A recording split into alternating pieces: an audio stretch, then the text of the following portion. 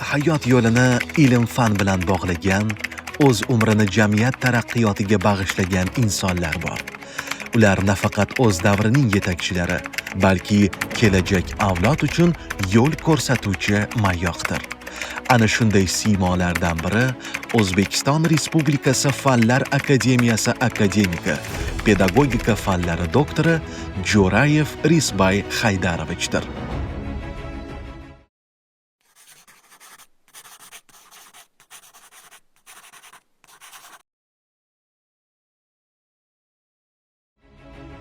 Risbay Haydarovich 1946-yilda Sirdaryo viloyatining Mirzacho'l zaminida tavallud topgan. Yoshligidanoq ilmga chanqoqlik, izlanishga bo'lgan intilish uning hayot yo'lini belgilab berdi. U Toshkent Politexnika institutida tahsil olib, muhandislik sohasida yetuk mutaxassis bo'lib yetishdi. Talabalik davridayoq u yetakchilik qobiliyati, tashabbuskorligi va fidoyiligi bilan ajralib turdi.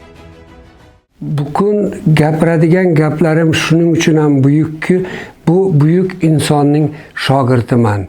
Chunki Jo'rayev Risbay Haydarovich meni ustozim. Meni qo'limdan yetaklab Samarqanddan Toshkentga olib kelgan inson. Men bitta narsani xo'p deb bir olib kelganda men rostini aytsam qaytib ketib qolganman. Nima qilaman Toshkentda, hech kimim bo'lmasa, Samarqandda dekan bo'lib ishlab yuribman-ku deb professor bo'lganman. Shunda ustoz aytgan, sen hali bu yerga kel, sen baland qo'ligi quloch ochib yoyishing kerak. Samarqandda sening qulochlaring uncha yoyilmaydi degan so'zlari hech yodimdan chiqmaydi. Shunda ikkinchi marta ham olib kelib Qoriniyoziga direktor qilgan, ishlaysan shu deb. Shunda ishlab yurib bir 6 oy ishlab, keyin birdan bu yerdan Navoiy pedagog, hozir Navoiy davlat universiteti, Navoiy pedagog institutiga rektor qilib jo'natib yuborganlar. 13 yil domlaning rahnamoligida o'sha yerda rektor bo'lib ishladim. Har kelganimda Toshkentga domlani ko'rgani kirib, keyin nasihatlarini olib, yana domla nima deb, keyin domlani olib borib institutni qurganimdan keyin, institutda yangiliklar qilganimdan keyin olib borib ko'rsatganimda domla rosa qoyil qolgandi.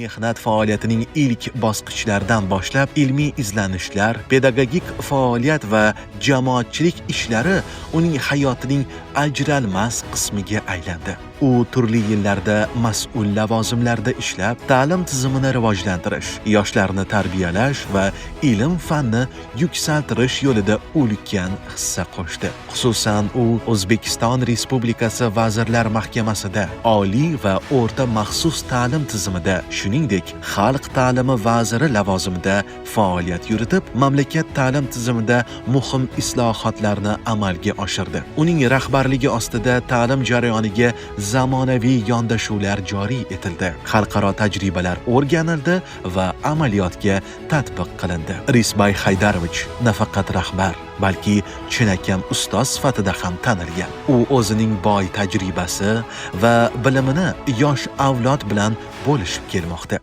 Вы знаете, главное для меня, для нашей семьи, я так считаю, что надо, чтобы для наших детей, внуков, наш Risbay Haydarovich, наш отец, дедушка, чтобы он был не только примером, но чтобы его жизнь была для внуков целью, чтобы добиться таких же высот, чтобы тоже помимо того, что высот профессиональных, быть доктором наук, академиком, также и в семье, чтобы они были такими же любящими отцами, чтобы они такими же были хозяйственными мужьями, чтобы могли для своей семьи создавать уют, создавать благосостояние, чтобы они могли так же любить, как любит наш папа. Он любит нас всех, он любит не только своих детей, он очень любит своих внуков.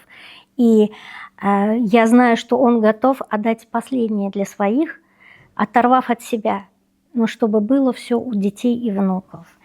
Вот сколько я себя знаю в жизни, всегда было именно так, что он всегда делал все только для семьи.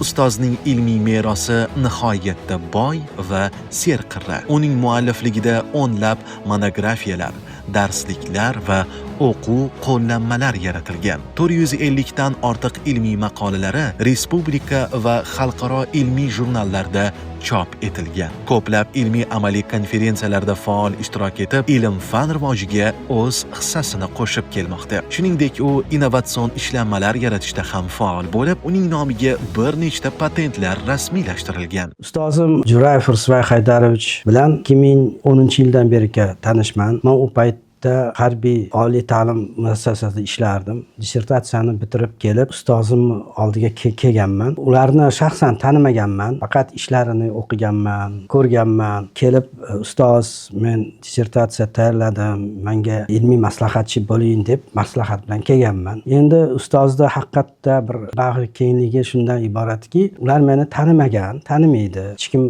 orqali kelmaganman. Shunda bo'lsa ham, masalan, meni yaxshi qabul qilib, savol berib, nima to'g'risida ish, nimani yozdingiz va shundan keyin aytdiki, mayli ishingizni qoldiring, men bir ko'ray, keyin yana bir maslahatlashamiz deb. Vaqt o'tgandan keyin ular chaqirtirdi. Kelganimda yana bir ikkita savollar bilan nima qilib turib, mayli birgalikda ishlaymiz, xudo xolasa yaxshi ish bo'ladi deb oq fotiha berib, mana shunday birga ish boshlaganmiz. Mana 2010-yildan beri ustoz bilamanki, nafaqat ilmiy nuqtai nazardan yo'l ko'rsatadi, yo'l yo'riq beradi. U hayotiy ham juda ham ko'p saboq bergan, ko'p yo'l yo'riq ko'rsatgan. Masalan, 2010-yil himoya ostida turardim. Himoyam bo'lishi kerak edi. Shu vaqtda onam olamdan o'tib qoldi. Zudlik bilan vodiyga ketdim. Shu yerda bir hafta bo'ldi, 10 kun bo'ldim. Endi bilasiz, u paytda insonni qanaqa bir ko'ngli cho'kgan bo'ladi, hech narsaga qizig'i qolmaydi va hokazo. Shundan keyin ustoz shunda ham 1-2 marta telefon qilib, hol ahvol so'rab, demak, shunda men bir aytdim, ustoz, endi ancha ko'nglim cho'kdi, qilgim kelmayapti endi deganimda, yo'q, keling Toshkentga gaplashamiz dedi. Kelganimdan keyin ustoz bir gapni aytdiki, endi onangizni ruhi poklari uchun ham, onangiz uchun ham qiling, shu ishni tugating oxirigacha. Chunki onangiz niyat qilgan, havas qilgan, shu o'g'lim olim bo'ladi deb. Ana shularni niyatlarini amalga oshirish uchun ham qilish kerak deb ancha nasihat berib, yo'l yo'riq ko'rsatgandan keyin haqiqatdan ozgina ko'ngil ko'tarilib, mana shu ishga yana qaytgan. Shuning uchun ham buni faqat menda emas, boshqa o'quvchilar, boshqa shogirdlardan ham bilaman, doim surishtiradi. Oilang qanaqa, uyda ahvol qanaqa, ota-onangni ko'rib turibsanmi, xabar olib turibsanmi, bolalaring seni xabar olyaptimi va hokazo. Faqat ilmiy nuqtai nazardan emas, oilaviy bo'yicha ham juda ham ko'p maslahat berib nima qiladi. Ustozni yana bir juda ham bir yaxshi fazilatlardan biri, har doim ustozni oldiga kirganimda, ustoz oddiy gaplardan emas, mana shu bo'layotgan voqealardan so'raydi. Seni bunga munosabating qanday deydi. Sen qanday fikrdasan deydi va mana shunaqa bir aktual, hayotiy bir savollar beradiki, doim sizni bir tetiklikda bir qanday bir bilim olib yurishingizga turtqi berib turadi. Hech bir to'xtamaslikka undaydi. Shuning uchun ham ustozni juda ham hurmat qilaman, juda ham hurmatim baland. Ulardan ko'p narsani o'rganaman, o'rganyapman va xudo xolasa ustoz bilan yonida ko'p yillar ishlash nasib qilsin deb Xudodan so'raymiz. Ustozimga uzoq umr tilayman, sihat salomatlik tilayman. Mana shu institutda mana yoshlarga yana ko'p yillar saboq berib yurishni tilab qolaman. Rahmat. Haydar Jo'rayevni men uncha ko'p vaqt oralig'ida bilmasam, lekin 19-yilgacha asosan adabiyotlardan chiqqan maqolalardan juda yaxshi bilardim u kishini. Undan keyin pedagogika institutida ishlaganlardan ham juda yaxshi bilaman. 17-yildan keyin o'zi mana shu yerga ishga kelgandan keyin birga ishlaydigan bo'lib qoldik, birga ishlayapmiz. Haqiqatan ham iste'dodli, kuchli, akademik desam arziydigan domlamiz. Men bir misol tariqasida bir o'xshatish keltiraman. Men domlani mana kechqurun ayniqsa ko'chaga chiqib koinotga qarasangiz, yulduzlarni charqillab nur tarqalishini ko'rasiz. Lekin yaxshiroq e'tibor berib qarasa, ularning ichida charqlaydigani bor, yaxshilab yorug'lik chiqaradigan. Silab beradigan bor-da. Ozgina bo'sh yorug'lik beradiganlar ham. U yulduzning kuchiga bog'liq. Men domlani Nasmadarishdan meni shu eng yaxshi yaraqlab yorug'lik chiqaradigan yulduzlarni birga taqqoslayman. Chunki iste'dodli, juda ko'p mehnat qiladigan, xalqimiz ichida taniqilgan olimlar ichida olimlardan bitta bo'lib hisoblanadi. Ayniqsa pedagogika sohasida, mana shu institutning ochilishida, uni olib borishda o'zlarini katta hissalarini qo'shganlar. deb o'ylayman va shu haqiqatdan bor narsa. Domlani ishlariga omad, bundan keyin ham, bundan ham yuqori etaplarga joylashlarga qo'shilaman. Ustoz akademik Rizboy Haydarovich haqida so'z ketganda men u kishini nafaqat ustozim deb bilaman. U kishi meni endi bir katta hayotga tayyorlagan. Umuman qayerda ishlagan bo'lsam, qaysi lavozimda ishlagan bo'lsam, qancha mana ilmiy ishlarda yutuqlarim bo'lsa, har birida ustoz Rizboy Haydaravichni qaysidir ma'noda xizmatlarini borligini sezaman. Biz Rizboy Haydarovich bilan uzoq yillar birga ishladik. Hozir ham mana birga faoliyat ko'rsatyapmiz. Birga ilmiy sohalarda ko'pgina hamkorlik qilyapmiz. Men ilk u kishi bilan tanishgan davrim juda bir qiziqarli bo'lgan. Biz unda shu oliygohni talabasi edik. Bitiruv malaka imtihonlari bo'layapti. Davlat bitiruv komissiyasining raisi juda qattiq qo'l odam bo'lar kelgan, ehtiyot bo'linglar deb bizni ogohlantirishdi. Men shunda endi yoshlar tashkilotida ishlab yuraman. O'zimcha juda haligi o'zimga ishonib, mayli endi kim kelsa ham bizlar o'zimiz borib, o'zimizga ishonib borib imtihonlarni topshiramiz deb borsam, shunda birinchi marotaba men shu Rizboy Haydaravichni uchratdim. To'g'ri, o'sha payt men qishloq xo'jaligi texnikumini bitirib kelganim, qishloqda traktorchilik kasbini mukammal o'rganganligim, 2 yil traktorchilik lavozimlarida ishlaganim, o'sha aynan bitiruv malaka imtihoniga tushgan savollar aynan o'sha yo'nalishda bo'lganligi uchun menga juda qo'l keldi va Rizboy Haydarovich shunda menga komissiyani xulosasida buni oliygohga olib qolinglar, ishlatinglar oliygohga olib qolib deb xulosa berganlar. Men uchun eng asosiy bir katta yutug'im shu. Mana hozirgacha ko'rsatib maqtanaman odamlarga. Ko'pchilik Rizboy Haydarovichni ustozim deganda men aytaman, mana institutni bitirgan, mana diplomda davlat bitiruv komissiyasining raisi degan joyga Rizboy Haydarovichning imzosi turibdi deb. Bundan so'ng bizlar mana fan nomzodi ilmiy darajani olishimga bevosita o'zlari rahbarlik qilib, yonlarida olib ishlatdilar. Bevosita mana fan doktori bo'ldim pedagogika fanlari bo'yicha. Bunda ham u kishining maslahatlari bilan, u kishining yo'l yo'riqlari bilan mana shu ilmiy darajalarga erishdim va qolaversa davlat hokimiyat tizimlarida ishladim. Har birida Rizboy Haydarovichni ko'maklari, u kishining maslahatlariga amal qilib kelmoqdamiz. Rizboy Haydarovich haqida gap ketganda, bu kishini men tayyor turgan ensiklopediya deb bilaman. Chunki hech bir savol yo'q, Rizboy Haydarovichga javob yo'q, masalaning o'zi yo'q. Shuning uchun u kishi tayyor yurgan ensiklopediya deb bilaman. Kitobni o'qish yoki bir savollarga javob qidirish kerak emas. Xohlagan savolda o'sha javoblar bor. Bizlar juda ko'p oilaviy tadbirlar qilamiz, o'zimizni shaxsiy to'ylarni, boshqa tadbirlarni o'tkazamiz. Har birida biz o'sha Rizboy Haydarovichdan o'rgangan tartib qoidalarimiz bor. Har birida. Hatto mana farzandlarimiz ham bayram nimalar kelib qolsa, yaqinlashib qolsa, ustoz tabriklagani boramizmi deb so'rab qolishadi. U nafaqat men aytaman, Rizboy Haydarovichga har doim aytaman, siz meni otamsiz. Mana shu siz ham ustoz ham otamsiz. Agar bizlar bir noto'g'ri yo'ldan yursak, noto'g'ri bir harakat qilsak, demak, siz noto'g'ri bizni tarbiyalagan bo'lasiz deb hazillashib qo'yaman. Aslida ham shunaqa. U kishi hech qachon yomon yo'lga o'rgatmaganlar, hech qachon bir yomon yo'lga u kishi boshqarmaganlar. Bizlar har doim u kishining maslahatlarini olib ish tutganmiz. U kishini bilasizmi? U kishidan nimalarni o'rganmadi deyilgan savolga men nimalarni yana o'rganib qolsak ekan deb o'ylab boraman har doim. Nimalarni yana o'rganib qolsam? Chunki har safar ko'rganda, har safar suhbatlashganda, har safar bir ko'rishganda yangi bir tomonlarni o'rganib boraman. Chunki u kishi serqirra inson. Har tomonlama bir yetuk inson. Ham fanda bo'lsin, ham rahbarlikda bo'lsin, ham oilada bo'lsin. Eng asosiysi u kishi eng yaxshi do'st, eng yaxshi samimiy inson. Qaysi lavozimda ishlashingizdan qat'iy nazar, u kishi har doim odamlarga bir xil. Men u kishi bilan mana shu yaqin turib ishlaganimda, mana ko'pchilik aytadi, falonchi lavozimdan ketsa, yonidagilari ketib qopti deydi. Rizboy Haydarovichga aksincha bo'lgan. Vazir darajasida, mana vazir bo'lib ishlaganlar. Men yonlarida yordamchilar edim. Vazirlikdan ketganlardan keyin odamlar u kishining atrofida yana ko'proq bo'ldi. Ko'plar teskarisi deyiladi. Bu kishini atrofidagi do'stlari doimo samimiy, o'ziga o'xshagan insonlar bo'lganligi uchun doimo o'sha odamlar u kishini qamrab yuradi.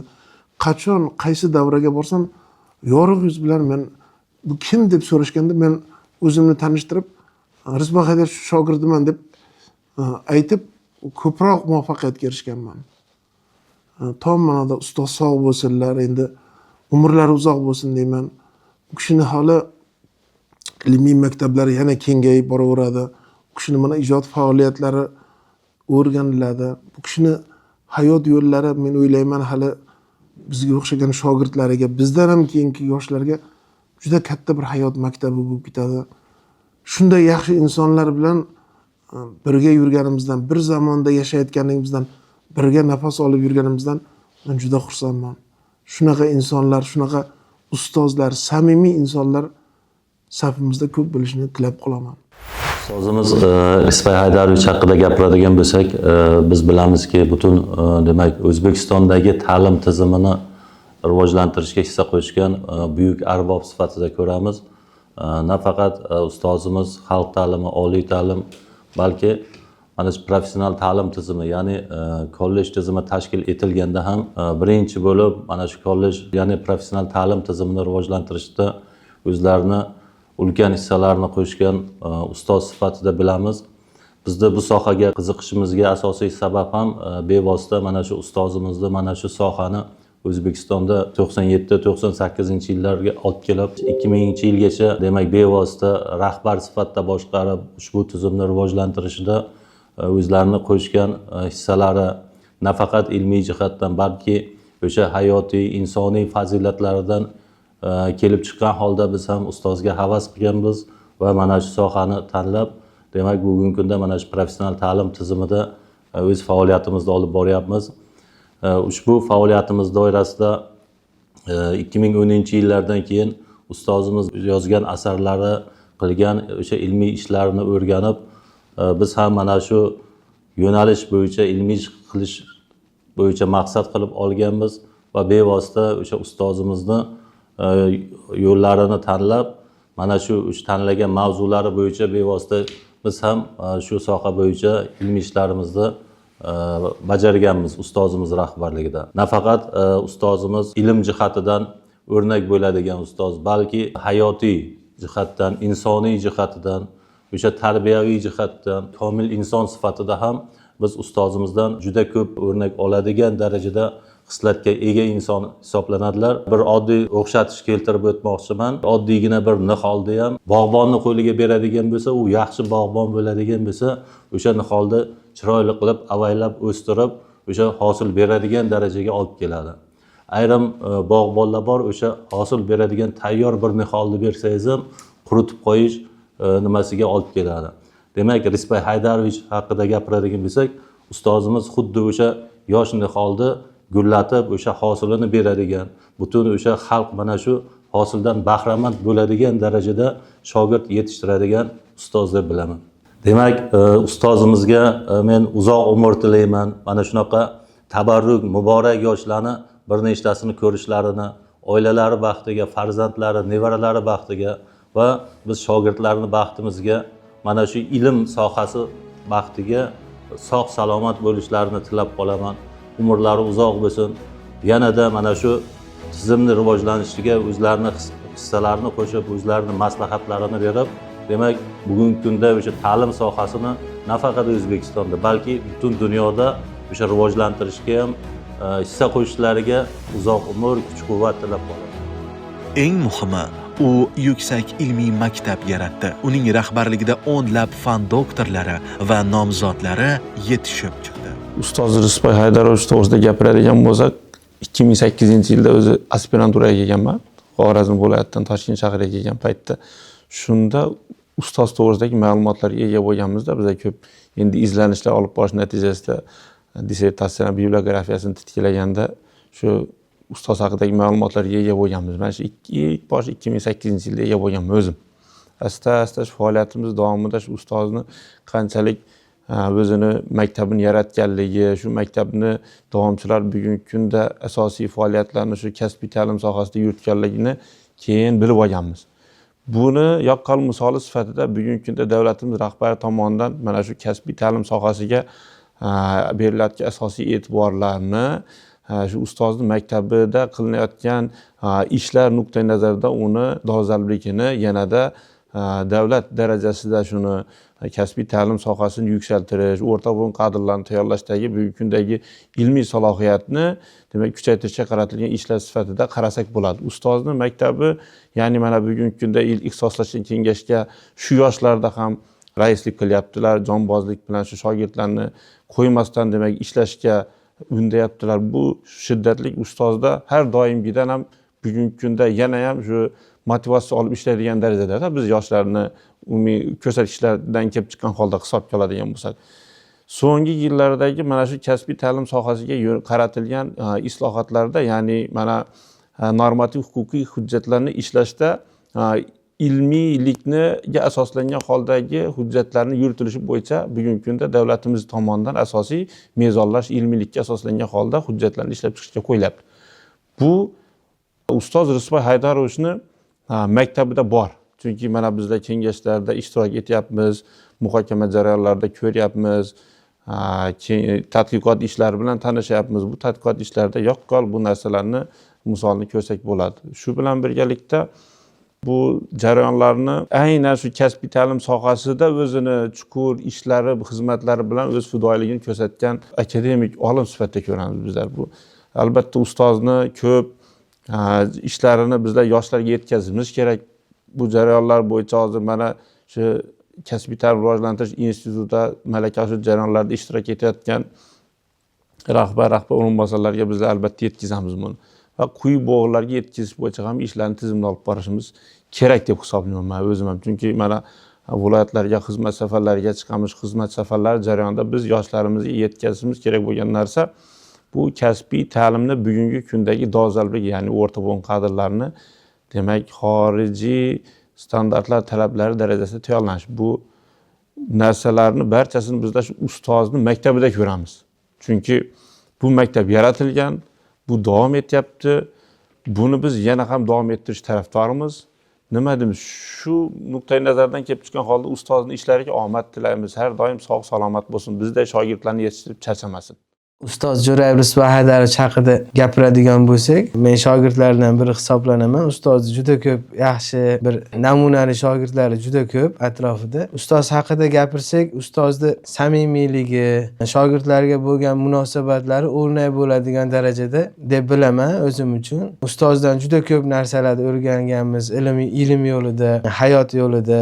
Masalan, ilm yo'lida shogirdlarga bo'lgan munosabati, ishlaridagi olib borayotgan o'zini izlanishlari, shogirdlarga bergan maslahatlari, hayotiy yo'l ko'rsatishlari bilan ajralib turadi. Shogirdlari boshiga qandaydir muammoli vaziyat tushsa, yechimini topish uchun ustozdan maslahat olgani keladi. Shular qatori biz ham doim har bir ishimizda, har bir bosayotgan qadamlarimizni maslahati bilan olib boramiz. Endi misol uchun jamoa bilan ishlash, rahbarlik yo'llari misol uchun har bitta odamga qanaqa munosabatda bo'lish kerak, qaysi holatlarda, qanday vaziyatlarda dalda bo'lish kerakliklarini hamma tomonlama odamni o'ziga qarab turib aniqlashlarini o'rganganmiz. Endi ustoz haqida gapirsak, oilaviy masalalarda o'rnak bo'ladigan, oilada misol uchun o'zini farzand tarbiyasida, boshqalarida bizga ancha o'rnak bo'ladi.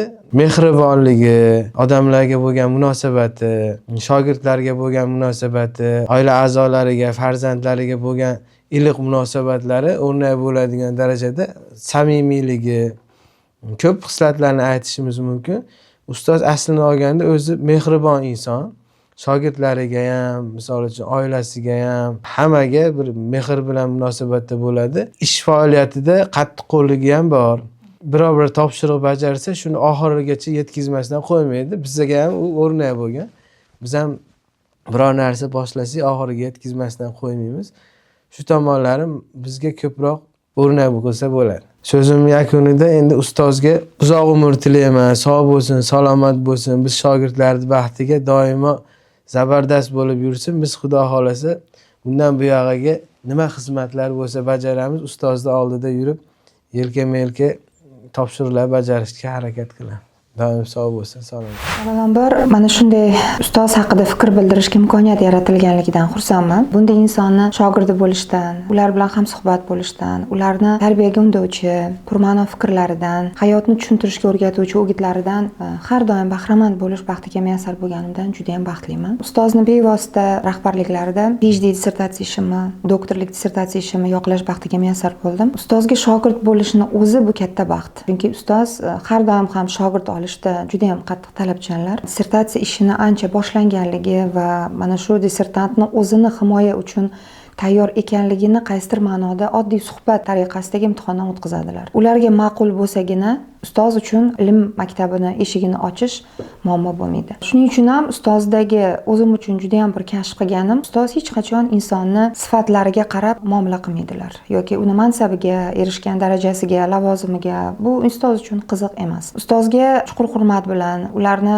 qaysidir ma'noda o'sha maslahatlarga yoki hayot yo'llaridagi ma'lum bir ma'noda o'gitlariga muhtoj bo'lgan insonlarni har doim eshiklari ochiq holatda qabul qiladilar va doimiy ravishda ularga o'sha otalarcha bir hayotni ko'rgan ajoyib bir donishmand inson sifatida doimiy maslahatlarni berishdan charchamaydilar. Ustoz bilan tanishuvimiz aspirantura deb atalardi oldin. Aspiranturaga kirganimdan keyin o'quv jarayoni bilan bog'liq holat bo'lgan. Ustoz u paytda institut direktori edilar. Lekin o'sha qaysidir ma'noda ustozni yonlarida yoshlar bilan birgalikdagi harakatimizda, faoliyatimizda ma'lum ma'noda ustozni bizni qo'llab-quvvatlashlari sabab bo'lgan va bevosita o'sha zamon taraqqiyoti bilan rivojlanish jarayonida aks etgan holatda ozgina tadqiqot ishlarimizda o'zgarishlar bo'ldi, yangiliklar kirdi. Mana shu jarayonda to'xtab qolgan holatimizda o'zlari bosh bo'lib, menga o'xshagan bir nechta yoshlarni boshini silab, to'xtash kerak emas, harakat qilish zarur va mana shu harakatlarimiz bilan bizni PhD dissertatsiyasini yoqlash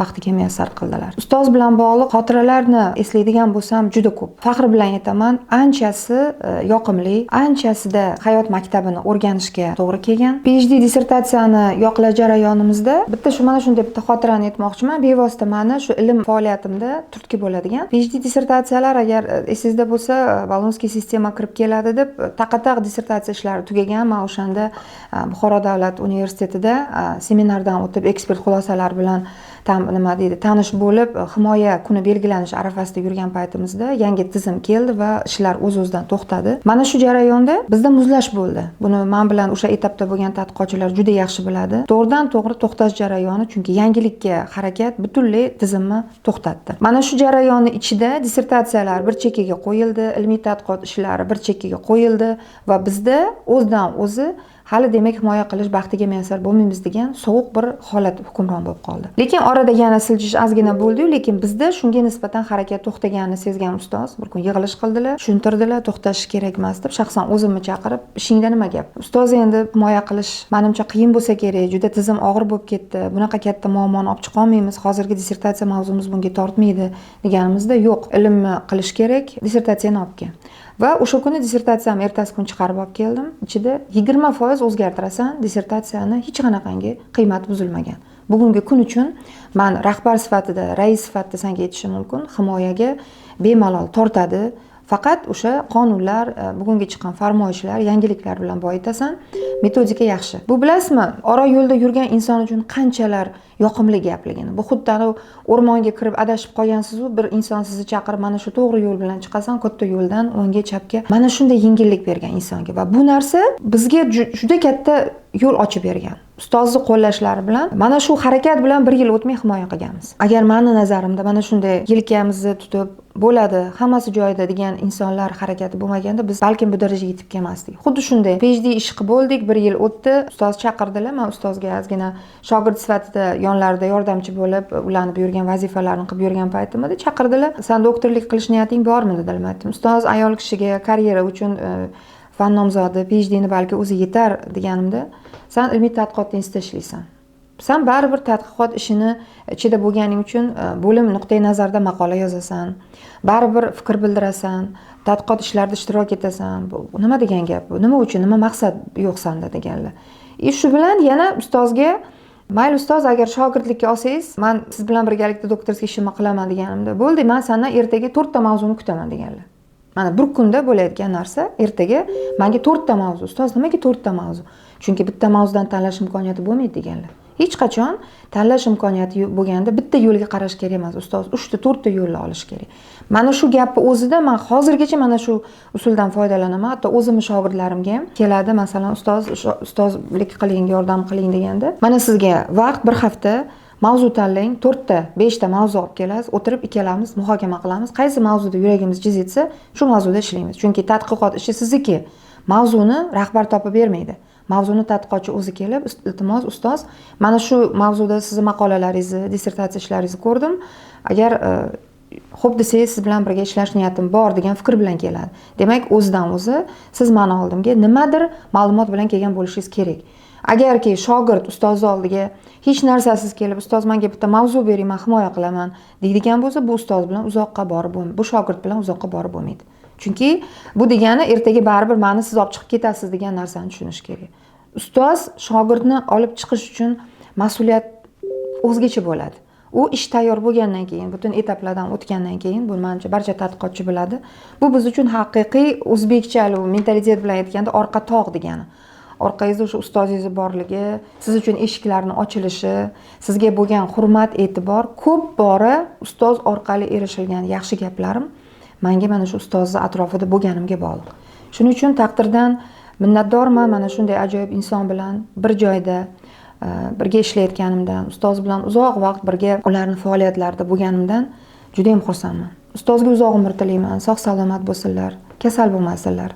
Insonni sog'lig'i yaxshi bo'lsa, kayfiyati doim yaxshi bo'ladi va yaxshi orzu niyatlarni qiladi.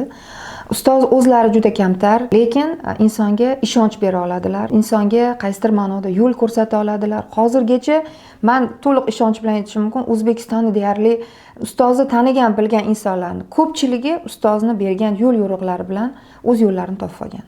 U qaysi sohada bo'lishidan qat'iy nazar. Shuning uchun ustozni men xohlardim, mana shunday ustoz bo'lishini, mana shunday atrofimda shogirdlarim bo'lishini juda ham taqdirdan xohlagan bo'lardim. Va biz bilan uzoq yillar ustoz birga ishlasinlar. Xudo xolasa, bizni shogirdlarimizni yutuqlarini ko'rib, nevara shogirdlarga ham omad tilash va ularning diplomlarini qo'llariga berish nasib qilsin. Знать Резбай Хайдаровича, работать с Резбай Хайдаровичем, писать книги вместе с Резбай Хайдаровичем, я считаю, что это большое счастье, и мне довелось работать вместе с Резбай Хайдаровичем. Чтобы охарактеризовать Резбай Хайдаровича, есть такое выражение: величие великого человека определяется по отношению к маленькому человеку. Хочется сказать, что это не только великий ученый, под пером которого издано огромное количество научных исследований, под его руководством разработано много диссертационных исследований, но это прежде всего человек с большой буквы. В нем сосредоточены огромные, колоссальные человеческие качества. Это доброта, это отзывчивость, доброжелательность. Настолько он умеет создавать благоприятный климатический климат, где бы он ни находился. Или под председательством ученого совета, в аудитории, в процессе лекции. Везде царит чистая, прозрачная и дружелюбная обстановка. Когда я веду педагогику, основной вопрос – это вопрос воспитания и обучения на аксиологическом подходе. Вот Резбай Хайдарович – это живая модель аксиологического подхода воспитания. То есть это отношение, ценность отношения к старшим. Можно учиться у Резбай Хайдаровича. Это отношение к знаниям, это большой энциклопедист. Это отношение к традициям нашего великого узбекского народа. Вот все в нем воплощается. И это живая модель обучения на аксиологическом подходе. И я бы только хотела пожелать ему долгих лет здоровья и, конечно же, как можно больше под его руководством были педагогические школы. Потому что Резбай Хайдарович создан для того, чтобы царить доброе, прекрасное и разумное, где бы он ни находился. Bugungi kunda ham u yosh tadqiqotchilarga yo'l yo'riq ko'rsatib, ularni ilm yo'lida ilhomlantirib kelmoqda. Rezbay Haydarovichning xizmatlari davlatimiz tomonidan ham yuksak baholangan. U turli orden va medallar bilan taqdirlangan, ko'plab nufuzli mukofotlarga sazovor bo'lgan.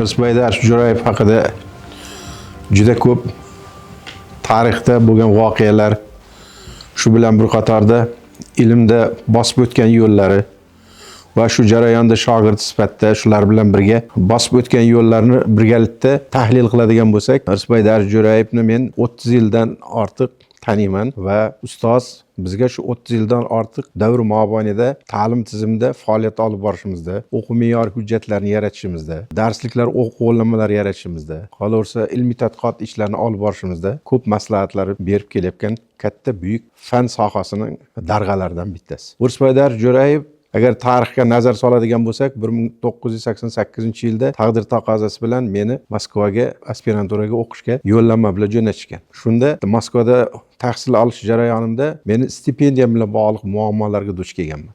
Ya'ni shu muammolarni yechishda O'zbekistonga kelib, O'zbekiston ta'lim vazirligi orqali bu muammoni yechish masalasida murojaat qilganimda, shu odam vazirning o'rinbosari sifatida meni qabul qilganlar. Va shu qabul jarayonida meni shu Nizomiy nomidagi Toshkent davlat pedagogik universiteti bilan yo'llanma bilan Moskvadagi Pedagogika fanlari akademiyasi, ya'ni akademiyaga qarashli mehnat ta'limi va kasb tanlashga yo'naltirish institutiga aspiranturaga borib, shu yerda tahsil olish jarayonida iqtisodiy muammolarimni yechishga birinchi navbatda shu odamning yordami katta bo'lgan. Va u odam shu yerdan u paytda bilasizlar, hamma narsani markaz hal qilar edi. U markazimiz Moskva. Shu Moskvaga O'zbekistondan ta'lim vazirining o'rinbosari sifatida maxsus xat jo'natib, shu xat orqali meni stipendiyamni hal qilib berganlar. Shundan keyin men u odamga nisbatan hurmatim va shu odamga o'xshab insonlar bilan hamkorlik qilish va ularga qo'limdan kelgancha yordam qilish masalasini ko'nglimga tugib qo'yganman. Va men shu paytda Moskvada aspiranturada o'tish davomida rahbarlarni shu yoqdan tayinlashar edi va men shu yoqda 91-yilda nomzodlik dissertatsiyamni himoya qilib O'zbekistonga qaytib keldim va qaytib kelgandan keyin Nizomiy nomidagi Toshkent davlat pedagogik universitetining kasb ta'limi, u paytda industrial pedagogika fakultetini mehnat ta'limi metodikasi kafedrasiga o'qituvchilikka keldim va o'qituvchilik qilish jarayonida ilm darg'alaridan o'rgangan barcha imkoniyatlarimni amaliyotga joriy qilishni harakatini qildim. Va 98-yilda xabaringlar bor, kadrlar tayyorlash milliy dasturi qabul qilindi. Ta'lim to'g'risidagi yangi qonun qabul qilish munosabati bilan shu yerda ta'lim tizimi bosqichlari orasida kasb hunar ta'limi nazariyasi va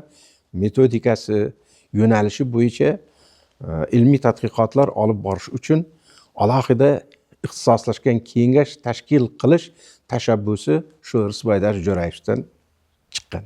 Endi bu odam o'zi doktorlik dissertatsiyasini Sankt-Peterburgda 1991-yil himoya qilgan bo'lsalar, dissertatsiyalarining asosiy mazmuni ham shu kasb hunar ta'limi o'qituvchilarini tayyorlash bilan bog'liq, ta'lim jarayonini integratsiyalash bilan bog'liq va ta'lim jarayonini intensivlashtirish, ya'ni jadallashtirish bilan bog'liq ilmiy tadqiqotlar olib boradi. Hozirgi kunda ularni ta'lim tizimiga xizmat qilayotgan 100 dan ortiq qo'llanmalari, darsliklari hozirgi kunda amaliyotga joriy qilinib kelmoqda. Shu ilmiy tadqiqot ishlarini muhokama qilish jarayonida birinchidan ularni ilmiy tadqiqotchi olim sifatida maqsadni to'g'ri qo'ya olish, mavzularini mukammal va qisqa lo'nda qilib shakllantira olish va tadqiqot obyekti va predmetlarini konkret holatda bayon qilish va mavzuning maqsadidan kelib chiqqan holda vazifalarni aniq belgilab va dissertantga to'g'ri yo'l va qisqa yo'lni ko'rsatishi menda shu insonga nisbatan hurmatim oshishiga sababchi bo'lgan.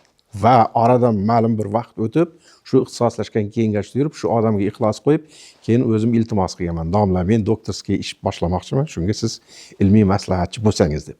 Va u domlaning roziligi bilan men ham shu domlaning yo'llaridan borib, kasb hunar ta'limini rivojlantirish maqsadida kasb hunar ta'limini sohasida yuqori malakali kadrlar tayyorlash bo'yicha doktorlik dissertatsiyalarini himoya qildim. Va men juda xursandman. Domla mana tavallud kunlari arafasida, ya'ni tavallud yoshlari muborak bo'lsin birinchidan, ikkinchidan umrlari uzoq bo'lsin va orqadan kelayotgan yoshlarga o'zlarining ko'p yillik tajribalari, saboqlarini berishda hech qachon charchamasinlar.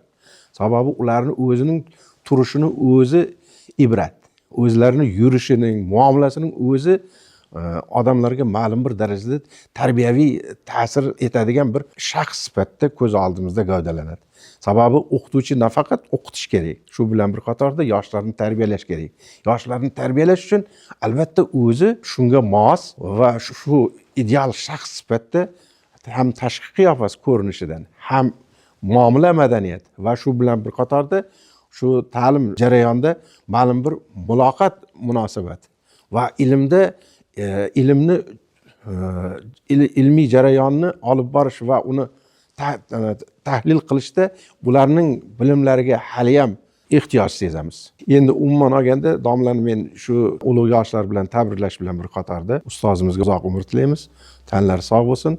Mana shu yo'l boshchiligida ot bosgan joyini toy bosadi deydilar-ku. Shunga o'xshab domlani orqasidan biz shogirdlarimizga to'g'ri yo'l ko'rsatib, ilm yo'lida shularga to'g'ri yo'lni ko'rsatishga harakat qilib boraveramiz. Shuning uchun yana bir bor domlani men ayyomlar bilan tabriklayman.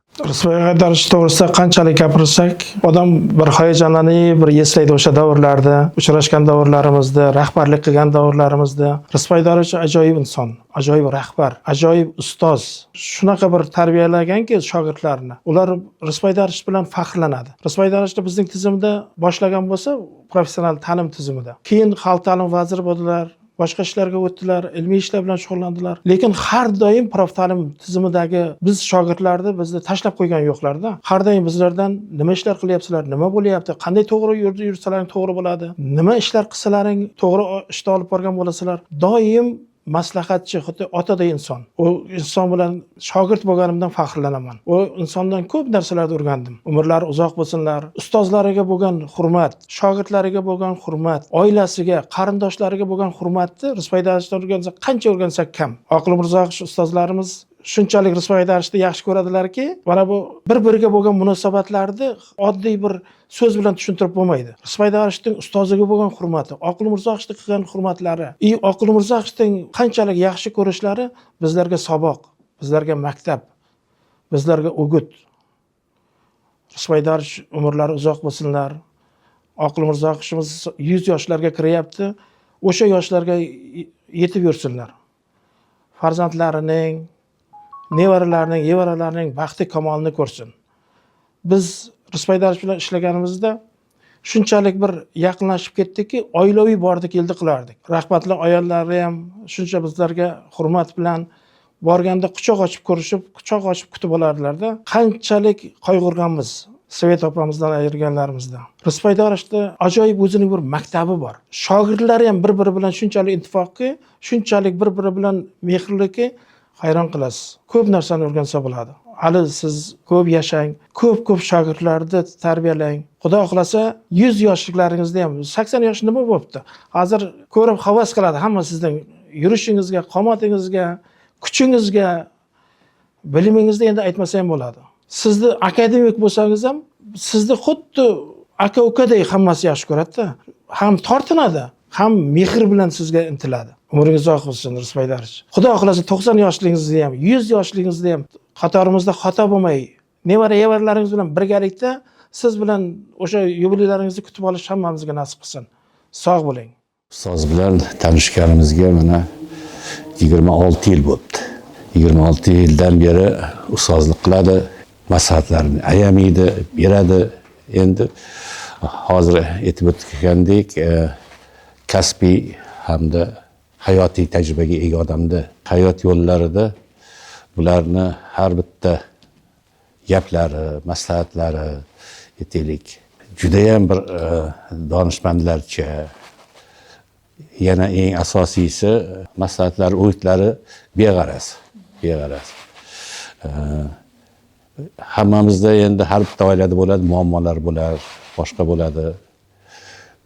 Yo'q, shu agar muammoni eshitib qolsalar yoki kirib yetsangiz, shu muammo hal bo'lmaguncha nima bo'ldi? Ana ishing nima bo'ldi? Yaxshi bo'ldimi? Shu muammo hal bo'lgunga qadar shu so'rab, surishtirib o'tiradilar. Odam insoniylik bo'lish juda qiyin-da. O'zi umuman 88-yil institut bitirgan bo'lsam, shundan beri ta'lim sohasida yuribman. Juda ko'p ustozlarni ko'rdim. Kasbiy va shu kasbga yo'naltirilgan domlalar bilan ishlaganman. Lekin Risbay Haydarovich ular bir qanaqadir boshqacha inson. Ta'riflashga til ojiz. Haqiqatda o'zimga juda ko'p yaxshiliklarni qilgan. Endi buni aytish kerakmi yo'qmi, shunaqa bir muammo bo'lib kelib chiqdiki, endi oilaviy muammo. O'zim bilan barobar kuyinib, tashvishlanib, oxiri nima bo'lar ekan, shuni oxirigacha yetkazmaguncha ham qo'ymadilar. Aytish to'g'rimi yo'qmi bilmayman. bir moliyaviy bir muammolar bo'lib qolishi mumkin. Ularda ham qo'ldan kelgancha, qo'ldan kelmagan ishlarni ham qilib beradida даже. O'zlari ko'p gapirmaydilar ustoz. 1 soatlik agar leksiya o'qiladigan bo'lsa, bir mazmuni 5 minut chiqar, 10 minut chiqar. O'sha mazmunni o'ziga e'tibor berib, mazmunni o'zi aytadilar. Mana shuni o'zi juda ham katta bir tajriba, katta bir o'rnak haqiqatda. Ehtiyot bo'lish. Endi meni ishimda shunaqa nozik joylari bor. Kirib maslahatlarni olib turaman. Yo'q, davay ma'mur bundoq qil, buni bundoq qilgin. Buni qilsang yaxshi bo'ladi.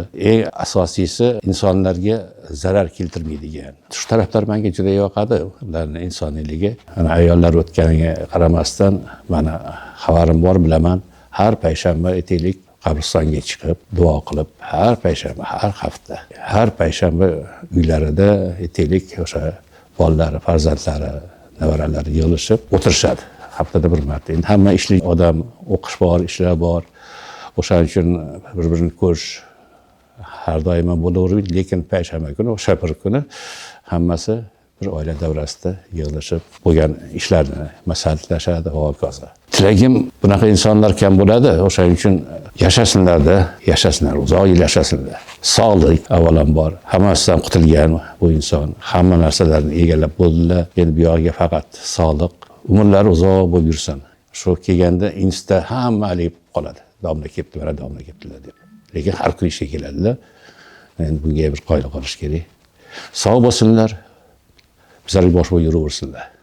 Ustozimiz Rizva Haydarovichning 80 yillik yubileyi. Bu 80 yosh umrda juda katta yosh hisoblanadi. Shuning uchun ustozning bu yoshga to'lib mana shu shogirdlarga o'rnak bo'lib yurishi biz uchun uning faoliyati, ilmiy faoliyati, kasbiy faoliyati, hayot yo'li ibrat namunasi hisoblanadi. Shuning uchun ustozni har bitta shogirdlariga berayotgan nasihatlarida ham juda katta ma'no borki, chunki har bitta shogirdga shunday o'zini yurakdan, mehrini bergan holda yondashadiki, u shogird qilayotgan ishlarini, sermahsulligini ustozni faoliyatiga hamda o'zining rivojlanishida ko'ra boshlaydi. Mana shuning uchun ham tomonidan masalan mana bizni shogird sifatida men aytishim mumkinki, yosh olim sifatida meni faoliyatimda ham juda katta o'rnak hisoblanadi ustoz. Chunki ustozimizni mana shu institutda ish faoliyat boshlaganimga 6 yil bo'layotgan bo'lsa ham, mana institutga dastlabki kelgan qadamlarimda ham ustoz yoniga chaqirib olib, siz hali yoshsiz va mana shu yoshlikda siz ilm yo'lida shunday harakat qilingki, sizni qilayotgan mehnatingizni xalqimiz, jamiyatimiz his qilsin va sizni qilayotgan mehnatingiz hammaga o'rnak namuna bo'lsin deb o'zini pand nasihatlarini bergan edi. Mana shuning uchun ham ustozimizni qilayotgan ishlari bugungi kunda pedagogika ilmi sohasida hamda mamlakatimiz ta'lim va fan sohasini rivojlantirishda juda katta bu saboq namunasi hisoblanadi. Shuning uchun ham ustoz tomonidan shogirdlarga berilayotgan g'oyalarda ham, fikrlarda ham shu narsa ilgari suradiki, har bir shogirdga aytadiki, sen shu narsani o'zingga dastur amal qilib olgin. Chunki dastur amalining asosiy g'oyasi shundan iborat bo'lsinki, vatan bizga nima berdi emas, biz vatan uchun nima qildik degan shiorni o'zingga dastur amal qilgin degan pand nasihatni beradi. Va mana shu berayotgan pand nasihat g'oyani ma'no mazmunida ham juda ko'p narsa borki, chunki qilayotgan har bir yosh avlodni izlanishi mamlakatimizni ertangi kuni uchun juda katta poydevor bo'lishi kerak. Chunki poydevorni mustahkam qilish bu qurilayotgan binoni mustahkamligidan dalolat beradi. Mana shuning uchun ham ustoz shogirdlarni tarbiyasida shu narsaga urg'u beradiki, mustahkam poydevorli shogirdni tarbiyalash bu ertangi ilmga tikilgan sarmoyaning natijasi sifatida qaraydi. Shuning uchun ham ustozni mana shu ilm yo'li biz uchun juda katta matonat, ham juda katta ibrat namunasi hisoblanadi. Jamiyatimizni, xalqimizni ilm fani rivojiga ustozimiz har doim sog' salomat bo'lsin. Yurtimizni ravnaqida har doim o'z hissasini qo'shib, shogirdlarni ardog'ida hamda e'zozda yurishiga tilakdoshman. Ustozni 80 yillik yubileyi bilan chin qalbimdan tabriklayman. Ammo uning eng katta boyligi bu insoniy fazilatlaridir. Kamtarlik, samimiylik, mehribonlik va halollik uni tanigan har bir inson qalbida alohida hurmat uyg'otadi. Ustozning butun hayoti bu fidoyilik, izlanish va xizmat namunasi. U nafaqat o'z faoliyati, balki shogirdlari orqali ham jamiyat rivojiga ulkan hissa qo'shmoqda. Ustozimiz Rizboy Darvish bilan men shaxsan 2000-yildan beri 25 yil ilgari tanish bo'lganman. 2000-yilda o'zimning doktorlik dissertatsiya ishimni boshlaganda aynan birinchi navbatda Rizboy Darvishning fundamental ilmiy ishlari bilan tanishganman. Rizboy Darvish mamlakatimizda kasbiy ta'limning ham ilmiy ham amaliy asoschisi deb aytsak to'g'ri bo'ladi. Kasbiy ta'limni rivojlantirishga juda buyuk hissa qo'shgan olim. Rizboy Darvishning eng buyuk fazilati shundaki, ular katta kichik bilan insonning qanaqa mavqeda, qanaqa lavozimda ishlashidan qat'iy nazar hamma bilan bir xil muomalada, bir xil munosabatda bo'ladilar. Ustoz hech qachon o'zining nasihatlarini ayamaganlar. Ustozimizdan qaysi yo'nalishda agar biz savol bilan yoki maslahat bilan murojaat qilsak, ular to'g'ri yo'naltirib, to'g'ri maslahatlar berganlar. Rizboy Darvishning ilmiy ishlari asosan shu kasbiy ta'limni rivojlantirishga qaratilgan bo'lib, ular O'zbekistonda shu kasbiy ta'limning nechta bosqichda rivojlanish jarayoni davom etgan bo'lsa, har bir davrda, har bir bosqichda o'zlarining buyuk hissalarini qo'shib kelgan inson hisoblanadilar. Rizboy Darvishga men uzoq umr tilayman, sihat salomatlik tilayman. Men o'ylaymanki, u kishining rahbarligida ilmiy kengashda biz ko'p yillar birgalikda faoliyat ko'rsatamiz deb o'ylayman. Shogirdlarga va o'zimga o'xshagan shogirdlar va olimlarga shuni aytmoqchi edimki, Rizboy Haydarishga o'xshagan inson va olim bo'lish hammaga nasib qilsin. Rizboy Darvishga men sihat salomatlik tilayman, uzoq umr tilayman, tinchlik, xotirjamlik tilayman. Ustozimizning ham ilmiy, ham kasbiy faoliyatlariga omadlar tilayman. Shogirdlar ko'payaversin. Ustozimizni nimaiki ko'ngillarida orzular, niyatlar, maqsadlar bo'lsa, hammasi ro'yobga chiqsin. Men Rizboy Darvishni salkam 30 yildan buyon bilaman. U kishini olim sifatida, davlat organlarida ishlagan xodim sifatida, vazir sifatida juda yaxshi bilaman, lekin men bugun ustozni insoniylik fazilatlari haqida to'xtalmoqchiman. U kishi juda ham hamkasblarga, shogirdlarga mehribon inson hisoblanadilar. Hammani qayg'usini bir yo'la baham ko'radigan. To'y bo'lsa to'ylarda borib, o'sha og'ir kunlarda bo'lsa og'ir kunlarda borib, birga turib, o'sha uy sohibi bilan, xonadon sohibi bilan birga turib, qayg'uni ham, shodlikni ham, xodimlarni baham ko'radigan inson sifatida taniyman va bunga ayniqsa institutimiz direktori bo'lgan yillarda katta ishonch hosil qilganman. O'zimni ham masalan o'g'limni to'ylarida yoki xo'jayinim vafot etgan paytlarda borib, o'sha 3 kun bo'lsa 3 kun birga biz bilan turib, odamgarchilikni yuqori namunasini domlani obrazida biz har doim ko'ramiz, domlani timsolida. Hozir ham har bir xodimga alohida e'tibor bilan qaraydilar. Birov ko'rinmasa nega ko'rinmayapti? Unga ham alohida munosabat bildirib, tarbiyaviy jihatdan ham, insoniylik nuqtai nazaridan ham har bir kishini o'zini fe'liga, xarakteriga qarab muomala qiladilar. Shu jihatlardan Rizboy Darvishni shu jihatlardan o'rganishni xohlayman. Yana bir narsa har doim esimdan chiqmaydi. Domla akademiklikka nomzodlarini qo'yganlarida ko'pchilik ko'ramiz, bitta tashkilotdan bitta o'zi nomzodini qo'yganda boshqalarni qo'yishini xohlamaydi. Lekin Rizboy Darvish meni chaqirib, alohida nomzodimni qo'yishimni o'shanda so'raganlar. Bu ham alohida bag'ri kenglikni misoli hisoblanadi.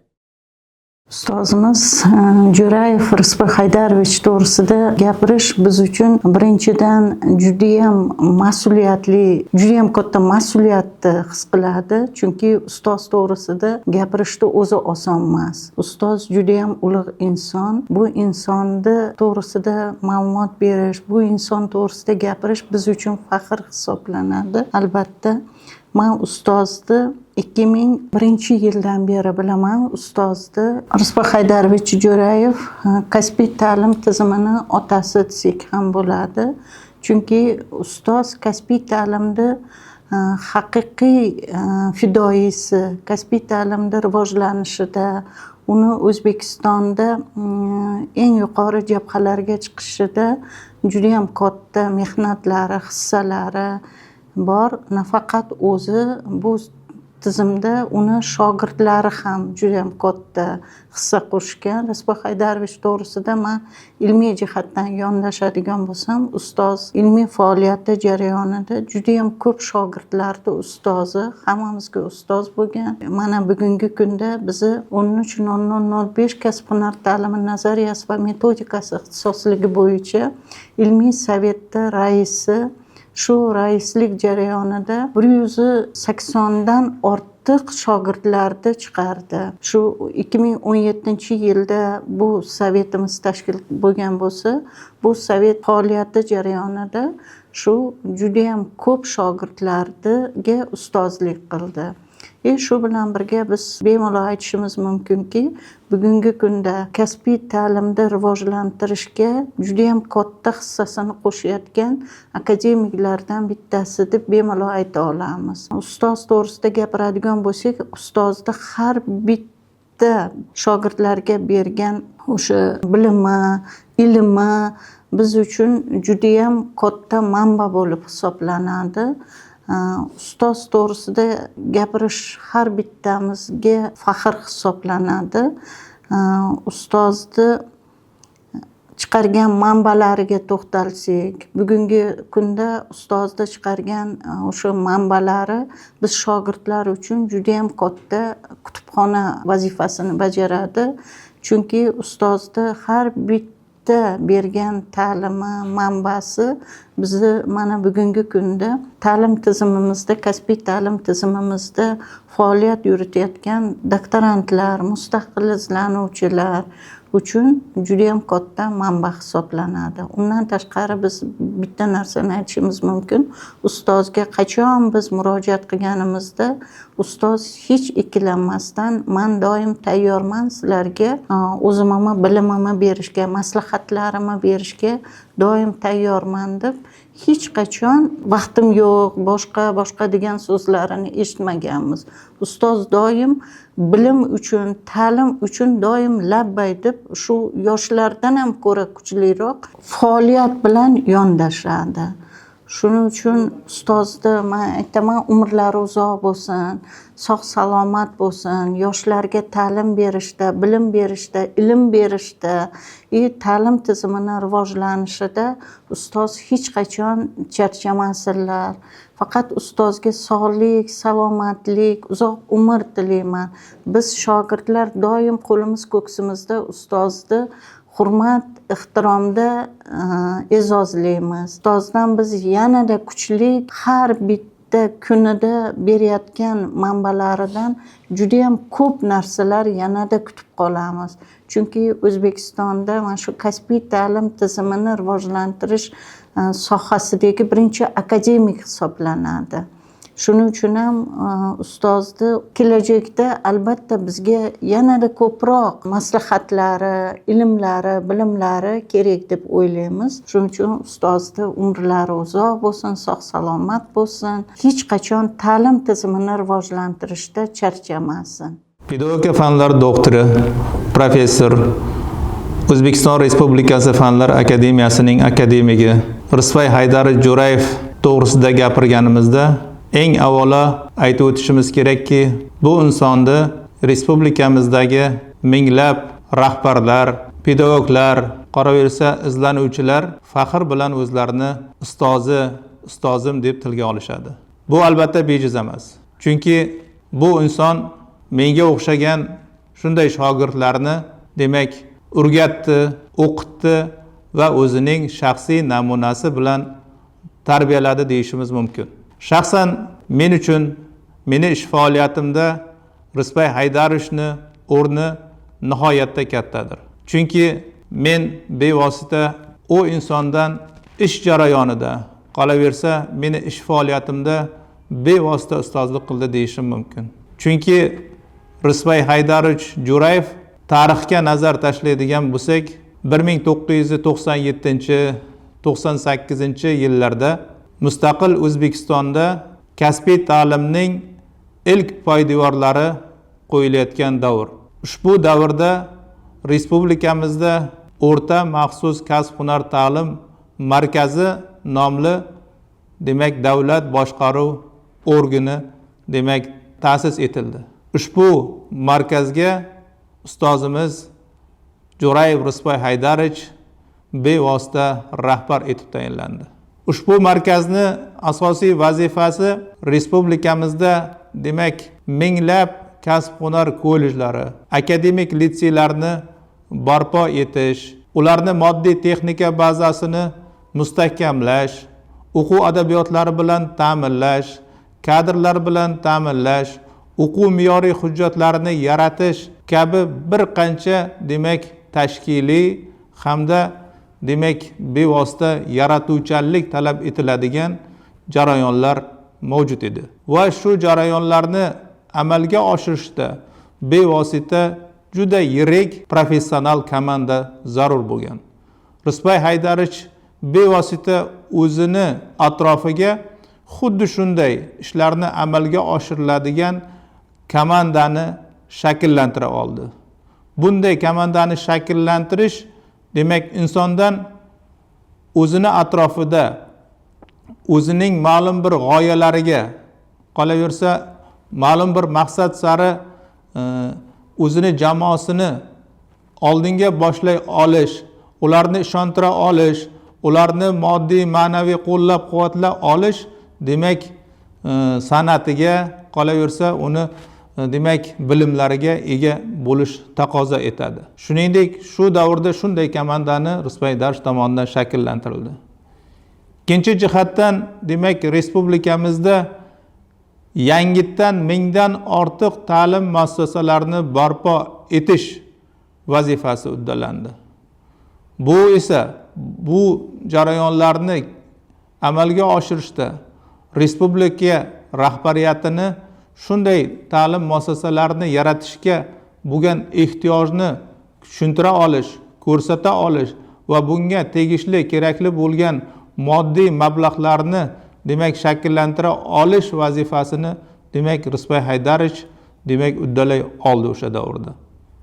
Va biz shu jarayonlarni ishtirokchisi sifatida, ya'ni o'sha davrlarda men shaxsan yosh mutaxassis sifatida, yosh rahbar sifatida, Toshkent bank kollejining direktori sifatida ustozni ma'lum bir jarayonlarda yonida bo'lish, ularni demak tarbiyalarini olish, ya'ni bevosita mana shu jarayonlarning ishtirokchisi bo'lishga muyassar bo'lganman.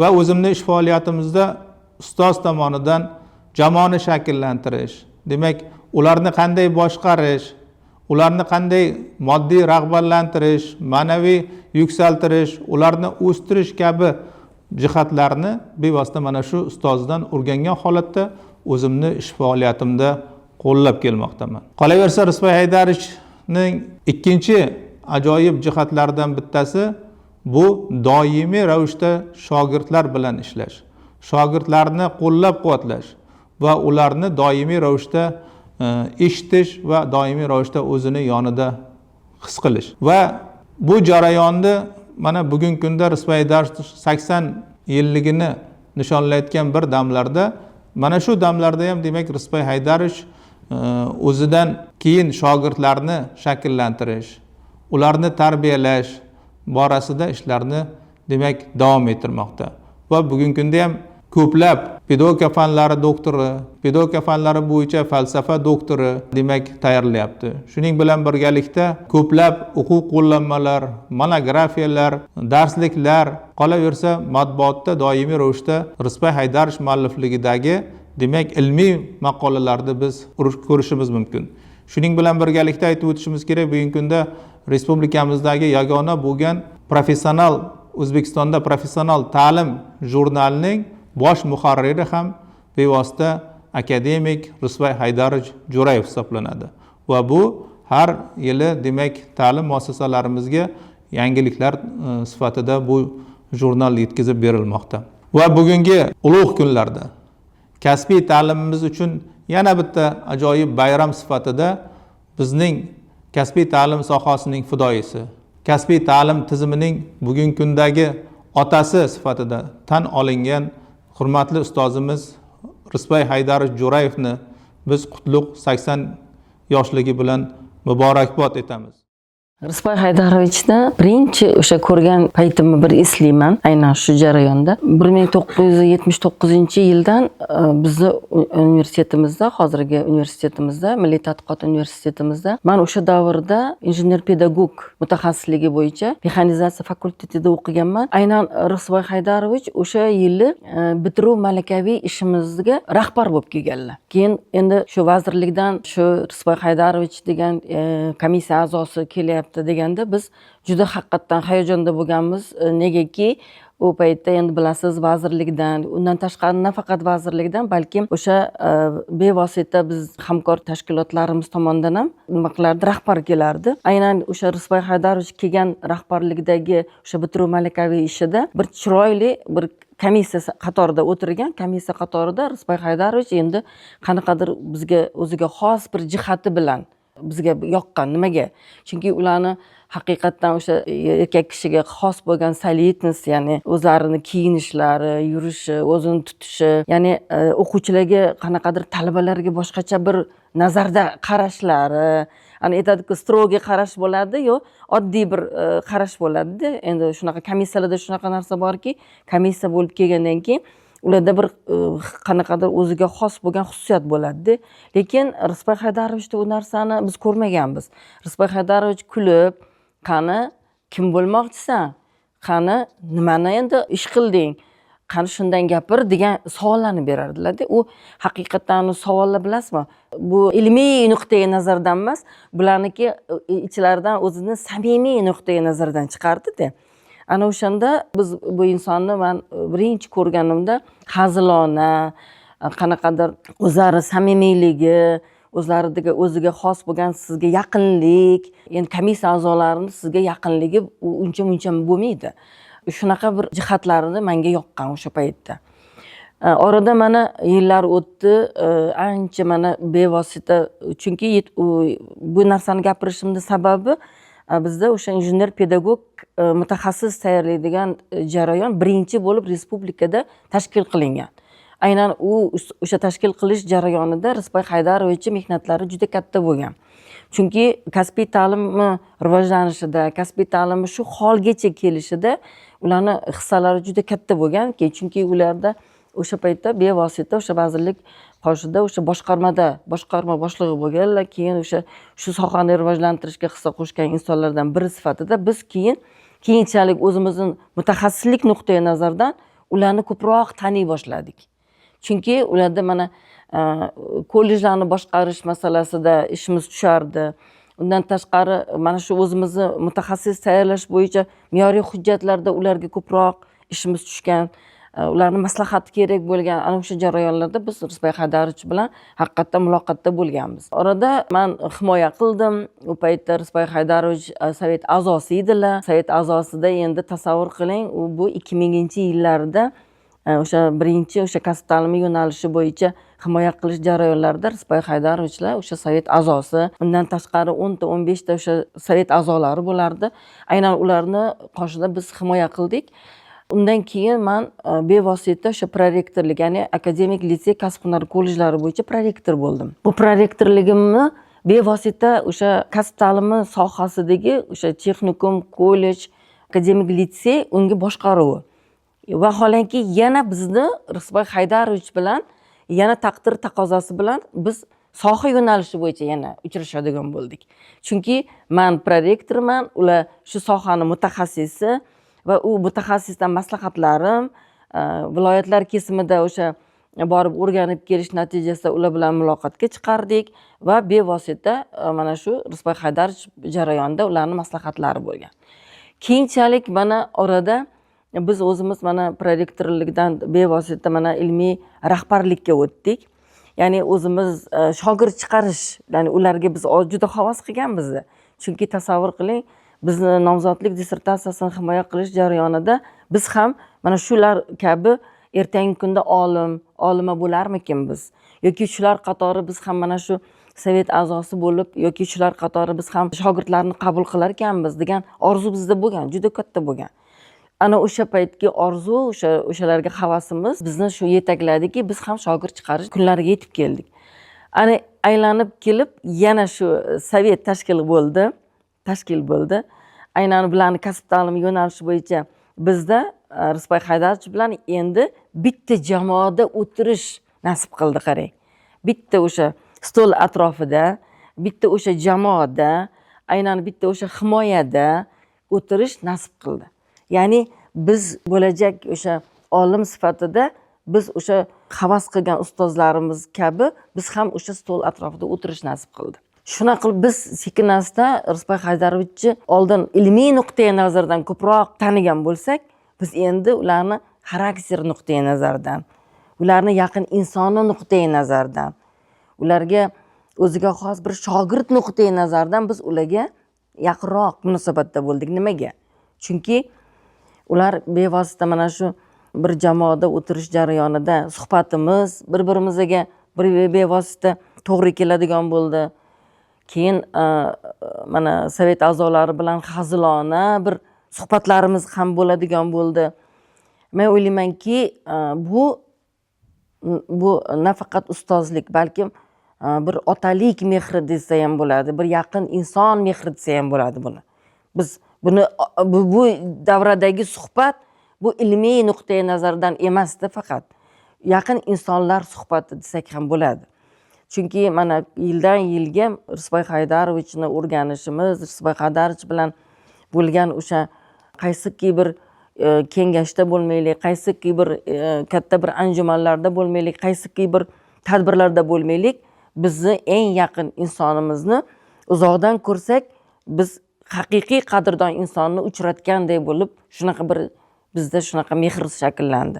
Shuning uchun ham men bugun Rizbay Haydarovichni yubileylari atrofida men juda xursand bo'ldim, chunki bu insonni yoshlariga yosh qo'shishini, bizga o'xshagan shogirdlarni bizni shogirdlarimizga ham ular ustozlik qilishlarini, mana shunday samimiy insonlarni jamiyatda ko'p bo'lishini va ilm sohasida insoniy nuqtai nazardan o'ziga yaqin inson sifatida shunday odamlarni jamiyatda ko'p uchrashishini xohlardim va ularga uzoq umr tilayman.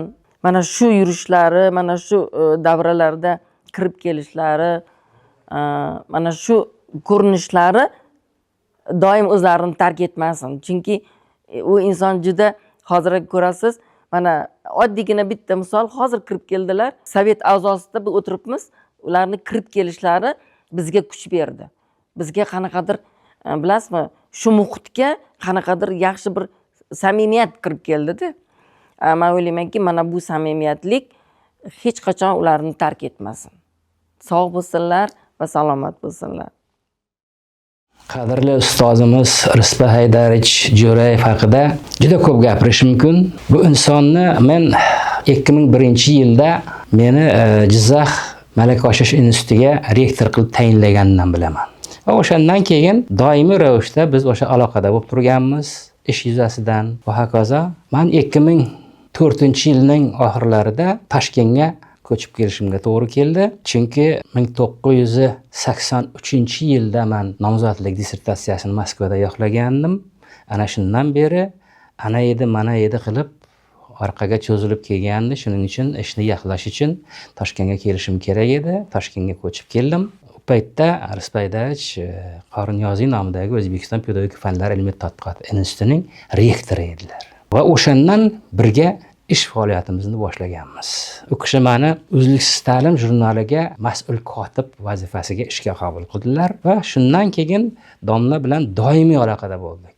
Har bir soni, jurnalning har bir soni chiqqanda domlaning oldiga kirardim. Domla har bir ruknni ko'rib, har bir maqolaning mazmuni bilan tanishib, keyin jurnalni chop etishga ruxsat berardilar.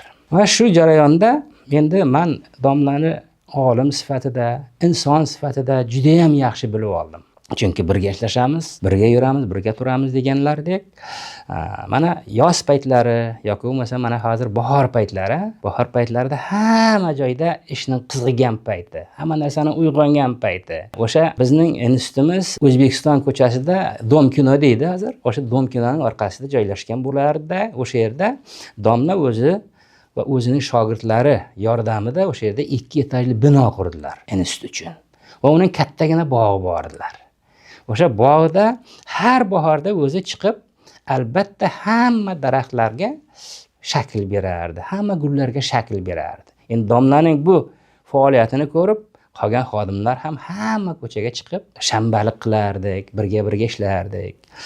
Endi domlaning shunaqangi bir ajoyib hislatlaridan bittasi o'sha ishdan keyin hammani bir davraga yig'ib hazil mutoyiba qilib, domla juda ham ko'p hazil mutoyibalarni biladi, juda ham ko'p anekdotlarni biladi. Hammani kuldirib, hammaning ko'nglini olib bir chiroyli choy o'rtasida, choy atrofida, stol atrofida o'tirib hangama qilardik-da. Endi zamonning zayli bilan boya aytdim-ku, men ilm izlab 2004-yilda kelgan bo'lsam, 2006-yilda domla institutda ilmiy darajalar beruvchi ilmiy kengashning raisi edilar.